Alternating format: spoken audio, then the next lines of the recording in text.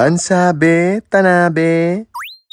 Sa Malate nakatapat sa rotonda ng Adriatico, makikita mo to. Tanabe Japanese Resto. At ang reyna dito, walang iba, kundi si Maya Tanabe mismo. Hinatid niya kami sa taas sa pinareserve naming kwarto. Mula nung maitayo to noong 2003, gustong gusto ko nang kumain dito. Kaso, alam kong mahal, wala akong pera. Kaya ngayon ako bumawi sa inner child ko. In-order ko lahat ng gusto ko sa menu.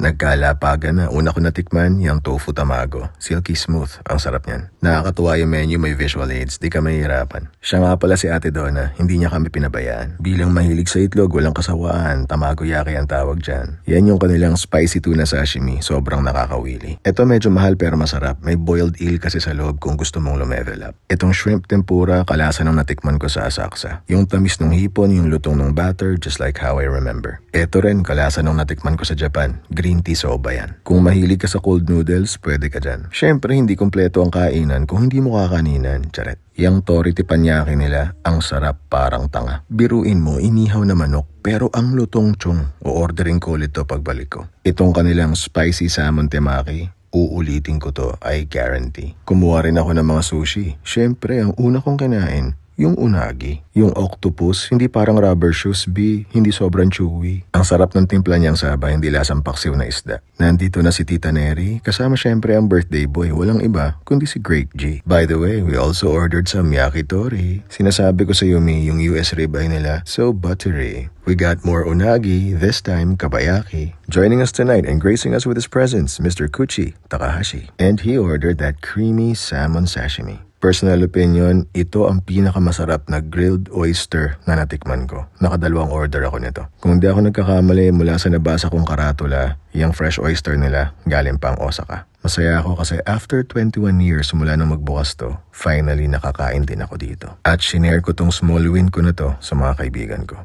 Isang malaking flex na para sa akin na dati may mga lugar na takot kang puntahan. Pero ngayon, hindi ka na kinakabahan.